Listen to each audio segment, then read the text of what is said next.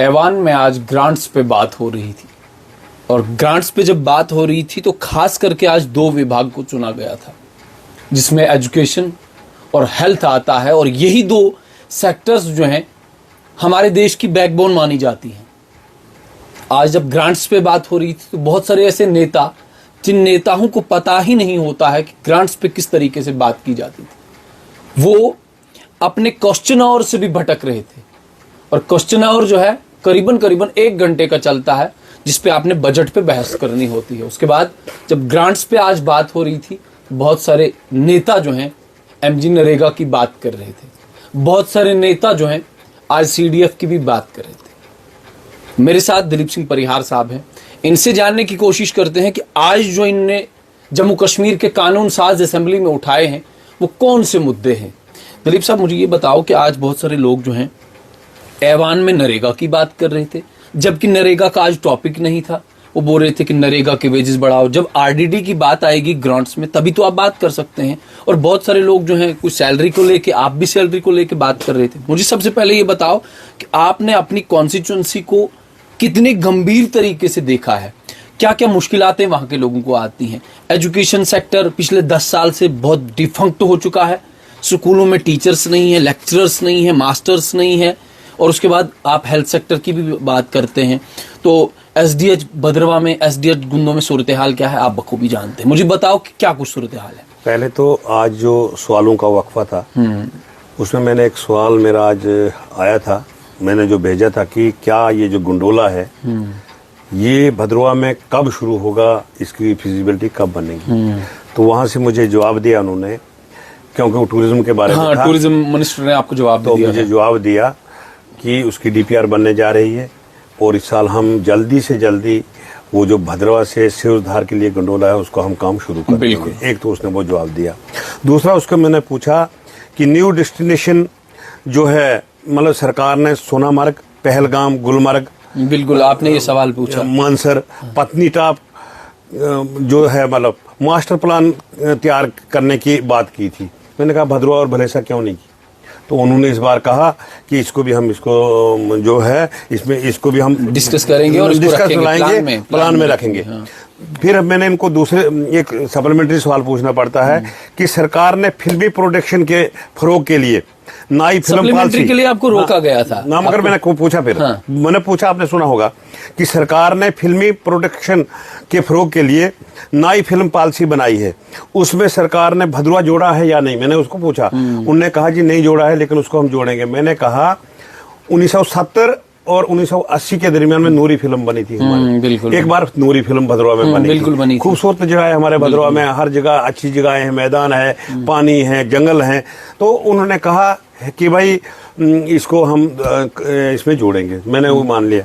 फिर आज हमारे ग्रांट्स में था एजुकेशन, हायर एजुकेशन और हेल्थ और सोशल वेलफेयर वो था। मैंने कहा कि एजुकेशन में जैसे आपने सुना होगा, मैंने कहा आपने कहा कि हिमाचल के बस 2 कदम की दूरी हाई सेकेंडरियां हैं हमारे, जैसे कहल जुगासर है, चांटी है, इन्हाड़ा है, सिन्नू है, हमारे हलारन में है, चराला में है, इसके अलावा भद्रवा में जैसे चिंता है, भाड़ा, कई ऐसी हाई सेकेंडरी है जहाँ हमारे पास लेक्चरार नहीं है और प्रिंसिपल भी कहल जुगासर में नहीं है। वो भी मैंने बात की। तो मैंने इनको कहा कि कंट्रेक्ट बेस पे इनको लड़कों को पहले ही लगाया जाए, जिस सब्जेक्ट की जरूरत हो उसमें इनको लगाया जाए। वो भी उन्होंने मान लिया। उसके बाद हमारे हाई स्कूलों की बात थी कि मिडिल स्कूल से हाई स्कूल बनाने वाले, मैंने गिन के सुनाया अपग्रेडेशन, हाँ, 5-5, 10-10 स्कूलों के आपने नाम लिए, वो भी हो गया। उसके बाद मिडिल स्कूलों की मैंने बात की, वो भी हो गया। और 11 हमारे गांव ऐसे हैं जहां अभी प्राइमरी स्कूल नहीं खुले, जैसे दलोड़ी वगैरह ऐसे रेवेन्यू विलेज है। आज उनने वो भी मान लिया कि हम इनको मतलब यहाँ प्राइमरी स्कूल जो खोलेंगे। एक बात ये हो गई।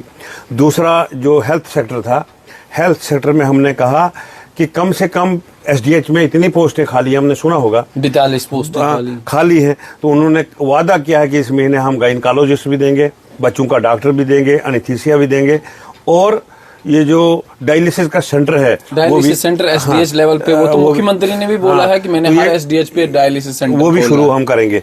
तो इसके अलावा मैंने कहा कि बहुत सारे इलाके हैं हमारे जहाँ इंजेक्शन लगाने के लिए कोई नहीं है, कम से कम सब सेंटर हमें वहाँ दिए जाएं। तो उन्होंने वो बात भी मान ली है। हायर एजुकेशन की बात आई तो मैंने कहा डिग्री कॉलेज जो है बेला चाहिए हमको, भाला चाहिए, वुमेन कॉलेज डिग्री कॉलेज हमको भदरवा चाहिए और भलेसा चाहिए। उन्होंने कहा जी इसको भी हम देख लेंगे, जितनी गुंजाइश होगी हम करेंगे। यूनिवर्सिटी है हमारी जैसे भदरवा में कैंपस यूनिवर्सिटी कैंपस है, 408 कनाल हमारे पास जगह है, जमीन है, क्वार्टर बने हैं, बिल्डिंगें बनी हैं। हम कहते हैं फुल फ्लैज यूनिवर्सिटी क्यों ना मिले हमें।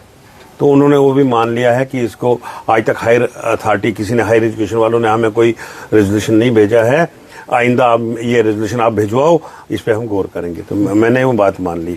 उसके अलावा सोशल वेलफेयर की बात हमने की।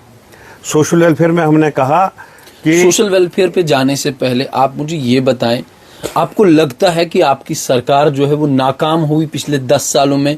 जो सूरत हाल अभी स्कूलों की बनी है, जो सूरत हाल अभी अस्पतालों की बनी है, अस्पतालों में डॉक्टर नहीं दिलीप साहब, स्कूलों में मास्टर्स लेक्चरर्स नहीं दिलीप साहब, आप ही आज गिना रहे हैं काम। अब इस सरकार को सिर्फ 4 महीने हो गए, आज आपको लगता है कि शॉर्टेज है, मगर पिछले 10 सालों में आपने एक काम नहीं गिनाया कि इतनी शॉर्टेज है स्टाफ की। आपने जब स्पीच सुनी होगी उमर साहब की, उसमें उसने कहा कि 5,000 करोड़ रुपए जो मजीद मुझे आदरणीय नरेंद्र मोदी जी ने दिया है, मैं उसका शुक्रिया अदा करता हूँ, अमित शाह का शुक्रिया अदा करता हूँ, क्योंकि पैसा हमको सेंटर से ही आना है। आपने देखा ये तो सेंटर से मतलब जो हमें मिलता है स्टेट में वो तो मिलेगा, लेकिन उसके अलावा जो एडिशनल पैसा है जब तक हम सेंटर से मांगेंगे नहीं सेंटर देगा। तो जो आप बात कर रहे हो 10 साल की, ऐसी बात नहीं है। 2015 में 6 महीने हमारी सरकार नहीं बनी। जब सरकार बनी तो मुफ्ती साहब, आप जम्मू कश्मीर की बात हमेशा करते हो, केंद्र सरकार की बात केंद्र सरकार थोड़ा, लेफ्टिनेंट गवर्नर तो आप सुनो बात मैं सुना रहा हूँ, सुनो बात। पहले तो 3-4 सालों में हमें से 1.5 साल काम करने का मौका मिला। उसके बाद धारा 370 खत्म हो गया तो 1 साल उसमें चले गया। उसके बाद 2 साल कोरोना रहा, आपने देखा तो खुद। तो फिर कितने साल थे? 1 साल की तो ये बात है, बस 2000 से। हाँ, अच्छा, उसमें भी क्या है कि सरकार चलाने के लिए बीडीसी इलेक्शन करवा दिए, सरपंची इलेक्शन करवा दिए, डीडीसी इलेक्शन। डीडीसी जो है वो भी तो आप भागते हो हमेशा, सवाल से हमेशा आप भागते सुनो ना बात। डीडीसी जो है उसको 70 लाख रुपए जो है मतलब उसको दिया जाता है उसके खर्च करने पे। हमारा जो बीडीसी था उसको 25 लाख देता था ना। इसके अलावा पहले हमारे दौर में मैं भी सरपंच रहा हूँ, 2002 में मैं सरपंच था, तो हमें 10,000 रुपए सारी पंचायत में आते थे। आज एक सरपंच के पास 3-3, 4-4 करोड़ रुपए आया, और साइन भी करने हैं, उसको अथॉरिटी थी कि वो चेक भी दे सकता था। तो ये पावर जो थे सेंटर ने इसलिए दिए थे कि ग्राउंड लेवल पे वही लोग काम करवाएं। अब हमारा क्या कसूर है? वो पंचायत वालों का कसूर है, वो डीडीसी का कसूर है, बीडीसी का कसूर है, हमारा क्या उसमें कसूर है? हम तो एक्स एमएलए थे, हम तो 18 में ही हम फारग हो चुके थे। अब काम किसने करना था, किसने करवाना था? वो तो डीडीसी चेयरमैन है, बीडीसी हैं, वो सारे लोगों ने काम करवाना था, और जितना उनसे हो सका उनने काम करवाया है। अब ये एनसी वाले कहते हैं कि 70 साल सरकार रही थी, इनसे क्या हुआ? आप तो मेरे छोटे भाइयों, मैंने पहले भी आपको बताया कि भलेसा में और भदरवा में 2014 से पहले कोई गांव ऐसा नहीं था जहां गाड़ी जाती थी। बहुत सारे गांव ऐसे थे जहां बिजली नहीं थी, बहुत सारे गांव ऐसे थे जहां पानी नहीं था। ये इसी साल में 10 सालों में ये सारा पूरा हो गया। उससे पहले भी मरहूम नियाज़ी साहब ने तो बहुत सारे काम किए, ट्रांसफार्मर्स, बिजली के खंबे, तार वगैरह उन्होंने भी पहुंचाई। आपको दौर भी याद रखना चाहिए। नहीं सुनो, चराला का एक एरिया ऐसा है जहाँ पे जिला पानी, और कोई 7 जगह ऐसी थी जिनने बिजली नहीं देखी थी। हमारा सुरंगा, आप ख्याल करके देखना, सुरंगा जोड़ा एरिया में है, उनने कभी बिजली देखी नहीं थी, और इस दौर में हमने वहां बिजली पहुंचवाई। ऐसी बात नहीं है। एक हमारा एमएलए है बनी का एमएलए, जैसे हम असेंबली में कोई काम बात शुरू करते हैं तो वो खड़ा होकर कह देता है इनने 7 साल क्या किया, ये 7 साल क्या किया। मैं उस एमएलए से पूछना चाहता हूं जो ये बनी वाला एमएलए है। 2014 में मैं कैंपेन में किया था वहां, एमएलए डॉक्टर रामेश्वर। तो कैंपेन पे मैं गया था, हमारे इलेक्शन में ड्यूटी लगी थी। एक सड़क थी कुल टोटल, कोई 3 किलोमीटर वाली इसमें बनी में, बाकी कोई सड़क नहीं थी। लोग पैदल चलते थे। और आज ये 7 सालों में जो हमारे एमएलए थे वहाँ बनी के, उन्होंने इतना काम किया। 7 सालों में कोई पंचायत खाली नहीं है जहाँ सड़क नहीं बनी, कोई पंचायत खाली नहीं जहाँ बिजली नहीं पहुंची, कोई पंचायत नहीं खाली जहाँ पानी। लेकिन लोग कहते हो क्या कुछ नहीं किया। अब आप ये नेशनल हाईवे नहीं देख रहे हो, ये बहु काम नहीं हुआ। फ्लाईओवर देख रहे हो, ये काम नहीं हुआ। JJMOI में करोड़ों अरबों रुपए आया, आप ये काम नहीं देख रहे हो। युवाओं के लिए रोजगार नहीं ना खोला, ठेकेदारों के लिए ठेकेदारी आ गई मगर युवाओं के लिए रोजगार नहीं आया। इसके लिए हमने कहा था कि पंचायतों में अपने कार्ड बनाओ। सब लोगों ने कार्ड बनाए, कार्ड बना के उनको ठेके मिले। एक पंचायत में 3-3 करोड़ रुपए मिला। उसके अलावा लोन जो है 10 लाख तक बगैर गारंटर के दिया। क्या नहीं दिया मुझे बताओ। किसान निधि भी, PMAY, मगर 45,000 लोगों को रोजगार मिला है। आप मीडिया वाले हो, 10 लाख से ज्यादा तो बच्चे आज भी सड़कों पे दर-बदर। वो दूसरी बात है। आप पहले देखो ना इनके दौर में कितने लगे हैं, जितने हमारे दौर में लगे, अगर ये देख लो इनके दौर में कितने लगे हैं।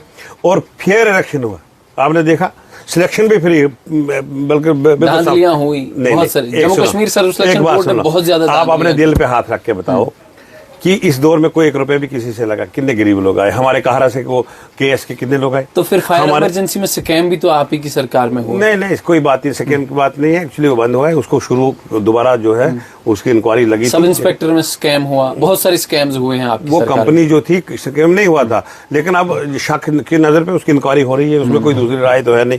हमारी सरकार ऐसी एक घोटाले वाली सरकार नहीं है। कांग्रेस के दौर में कोयला घोटाला, चारा घोटाला, तोफ घोटाला, पता नहीं क्या क्या घोटाले हुए। हमारे दौर में आपने देखा, आदरणीय नरेंद्र भाई मोदी जी वो कहते हैं सबका साथ, सबका विकास, सबका विश्वास, ठीक है ना। तो ये चीजें हैं।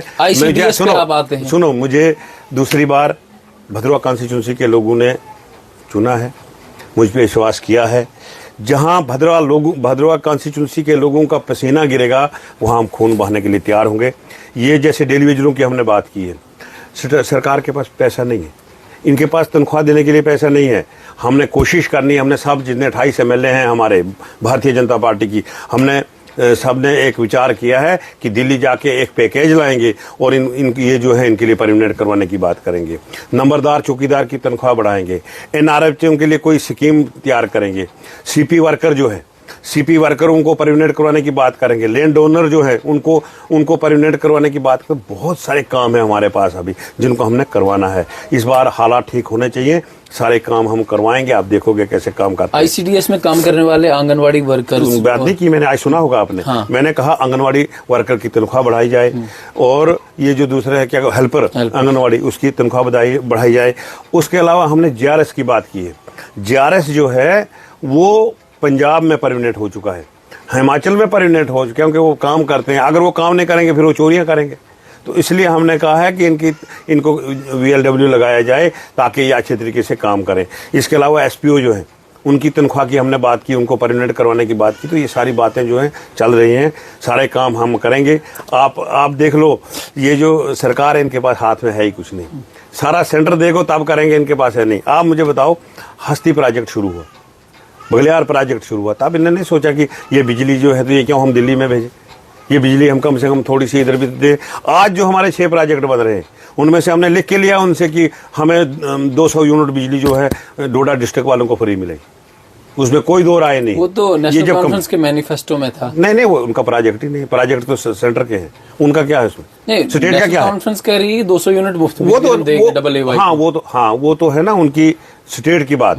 हमने जो बात की कि 6 प्रोजेक्ट जो हमारे बन रहे हैं बगलियार, ये वो जो है द्रावशाला प्रोजेक्ट है, पीछे क्वाड है, वो सारे जितने प्रोजेक्ट हैं वो जैसे ही मुकम्मल हो जाते हैं तो ये जितना देंगे, कौन 200 ये देंगे ना, AAY वालों को, BP वालों लेंगे हम 200 यूनिट बिजली सबको फ्री देंगे, क्योंकि वो हमारा हक बनता है। डिस्ट्रिक्ट डोडा वालों का, सबका जो पुराना डिस्ट्रिक्ट डोडा इसका हक बनता है। लोगों ने उम्मीद आपसे ये भी रखी थी कि हमारी बात होगी जम्मू कश्मीर के कानून साज असेंबली में, मगर आप तो अपनी सैलरी के पीछे भी पड़ गए हैं। आप बोल रहे हैं कि मेरी 5 लाख सैलरी होनी। नहीं, मैंने 5 लाख की बात नहीं की।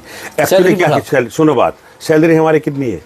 1,60,000। नहीं, 60,000 टोटल है। 1,60,000 वो तेल, सुनो, नहीं, आप देख लो ना, मैं हमारी वो निकाल के देख लो। सैलरी हमारी 60,000 है। बाकी तेल गाड़ी के लिए वो है, बाकी हमें टेलीफोन का खर्चा है। ये जो बिजली है, आपको पता है यहाँ कितना खर्चा होता है? क्वार्टर में 15,000 का बिल बिजली का आता है, पानी का बिल आता है, इसका क्वार्टर का किराया देना है।